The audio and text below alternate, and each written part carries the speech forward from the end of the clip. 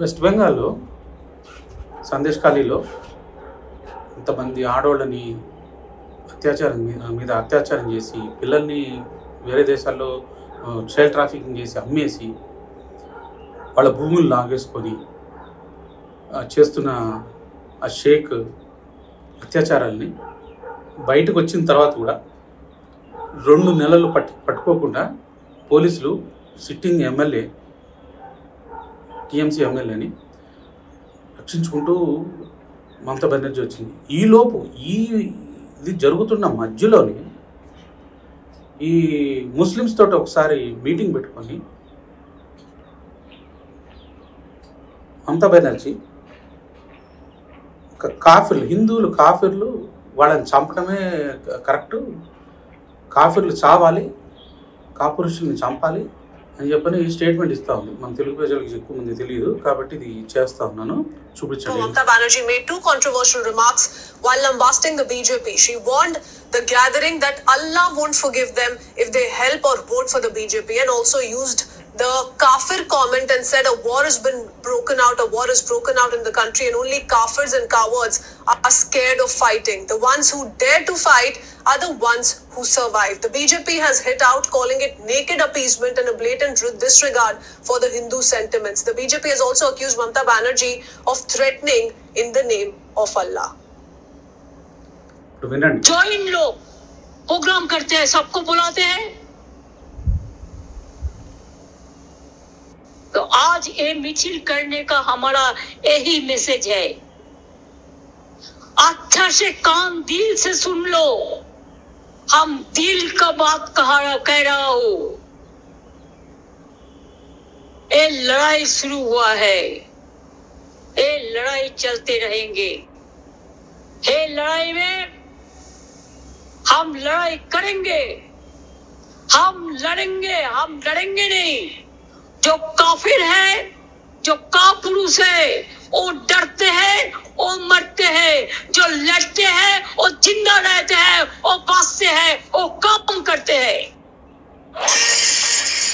విన్నారు కదా, కాఫిర్లు కాపురుషులు భయపడతారు, ఆ భయపడిన వాళ్ళు సస్తారు, యుద్ధం చేసిన వాళ్ళు గెలుస్తారు.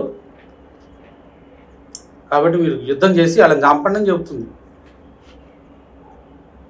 ఆమె ఎవరో తెలుసా? బెనర్జీ ఒక బ్రాహ్మణ్. అంటే మన దేశంలో ఒక బ్రాహ్మణ్ కులంలో పుట్టిన అమ్మాయి కూడా ఈ రేంజ్లో తయారైందంటే ఇట్లాంటి దరిద్రులు ఈ దేశంలో ఇంకా ఎంతమంది ఉన్నారు? మన తెలుగు మీడియాలో ఎంతమంది ఉన్నారు తెలుసా మీకు? హిందువులు కాఫిర్లు వాళ్ళు సావడానికి పుట్టారు, వాళ్ళని చంపుకొని తింటమే ముస్లిమ్స్ యొక్క బాధ్యత, కాబట్టి మీరు చంపుకొని తినండి అని చెప్పని హిందువులే చెప్తున్నారు. వాళ్ళకి మీరు సింహాలు, వీళ్ళు బక్రాలు, వాళ్ళని చంపుకొని తింటమే మీరు వృత్తి, కాబట్టి వాళ్ళు ఏమనుకున్నా మీరు చంపుకొని తినండి అని చెబుతున్నారు.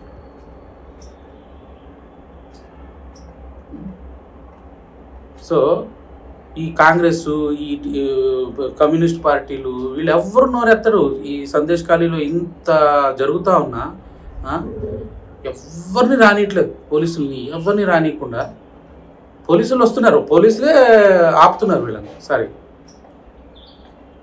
ఏ అబ్జర్వర్స్ వచ్చినా, ఎవరన్నా వాళ్ళ రిపోర్టర్స్ వచ్చినా ఎవరిని వాళ్ళ దగ్గరికి పోనీయకుండా, ఏంటంటే అదేదో ఉంది కదా 3 కోతుల బొమ్మ, గాంధీ గారు చెప్పాడని చెప్పని, చెడు వినవద్దు, చెడు కనవద్దు, చెడు మాట్లాడవద్దు అని ఆ పద్ధతి పాటిస్తున్నారు వీళ్ళు. ఇది చెడు జరిగింది కాబట్టి అది చూడము, వినము, మాట్లాడడం దాని గురించి. గాంధీ గారు చెప్పిన దాన్ని ఈ విధంగా వీళ్ళు ఇంప్లిమెంట్ చేస్తున్నారు. ఇండిపెండెన్స్ రాకముందు నుంచి అయిన తర్వాత కూడా, ఆయన చనిపోయిన తర్వాత కూడా తూచా తప్పకుండా పాటిస్తున్నారు. ఎందుకంటే గాంధీ గారికి కూడా చెప్పింది అదే కదా, ఈ చంప మీద కొడితే ఇంకో ఈ చంప చూపించండి అని.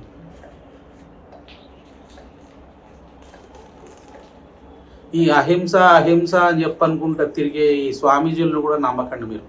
ఈ సెక్యులరిజం అని చెప్పని అన్ని సింబల్స్, ఓం సింబలు, ప్లస్ సింబలు, చంద్రుడి సింబలు పెట్టుకొని మన హిందువుల్ని మోసం చేసే దొంగ స్వామీజీలని, ఆ దొంగ మతాల్ని నమ్మకండి. ఎవరైనా ఇట్లాంటి సెక్యులరిజం, స్పిరిచువాలిటీలోకి తీసుకొచ్చిన మతాలు ఉంటాయి చూడండి, మన హిందూయిజంలో ప్రతి ఇంటింట్లోకి దూరిపోయినాయి. దీనివల్లే మన హిందువులు వీక్ అయిపోయారు. ఇది మీ హిందువులందరికీ నేను డైరెక్ట్గా చెప్పట్లేదు, ఎందుకంటే మీరు చాలామంది బాధపడతారు. మీకు తెలియకుండా మిమ్మల్ని మోసం చేసి ఈ బ్రాహ్మిన్సే చేశారు ఇవన్నీ. వాళ్ళని టార్గెట్ చేశారు. అందరూ అనట్ల. ఇప్పుడు రాధా మనోహర్ దాస్ గారు ఉన్నారు, ఆయన ఎంత ఓపెన్గా చెప్తారు. అట్లాంటి వాళ్ళు అథెంటిక్గా ఉన్నారు. ప్రతి జాతిలో ఎస్పెషలీ అప్పర్ క్యాస్ట్లో కొంతమంది టాప్లో మన దేశ శత్రువులతోటి దేశాన్ని పీడించుకొని తినటానికి, మన దేశ సంపదను మొత్తం లూటుకోవటానికి వీళ్ళని వాళ్ళ రిప్రజెంటేటివ్గా పెట్టుకున్నారు. ఇప్పటి వరకు కూడా వాళ్ళందరూ ఇంకా వాళ్ళకే ఒత్తాస పడుగుతూ ఉన్నారు. అందుకని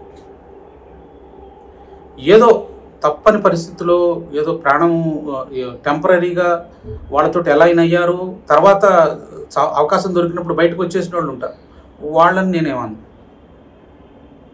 ఇప్పటి వరకు కూడా మీరు ఇంకా రాలేదు అని అంటే మీరు దేశద్రోహులు.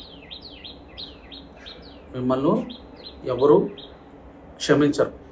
తొందరలో అందరికీ పొలిటికల్ సమాధి చేసి పంపించే రోజులు తొందరలో ఉన్నాయి.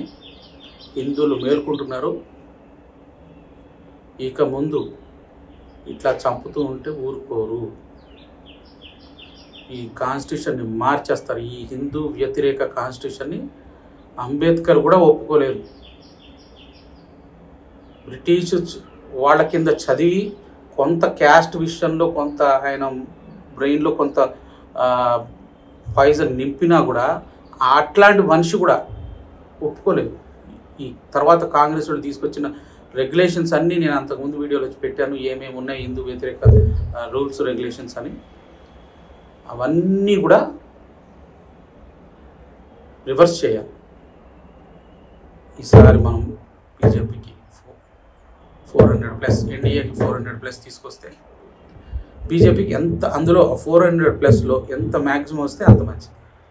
అయితే నేను వచ్చే వీడియోలో ఈ 370, 400+ ఎలా వస్తాయి బీజేపీకి, ఏ స్టేట్లో ఎంతెంత కొడితే తప్పితే ఇవి రావు అనేది నేను ఒక డీటెయిల్ అనాలిసిస్ ఇస్తాను. మీకు నా వీడియోలు చూస్తూ మీరు మీ ఫ్యామిలీ మెంబర్స్ కానీ వాళ్ళకి వీళ్ళకి ఫార్వర్డ్ చేస్తూ మీ ఫ్రెండ్స్కి ఎక్కువ మందిని చైతన్యవంతులు చేస్తారని చెప్పని కోరుకుంటూ సెలవు తీసుకుంటాను. జై హింద్.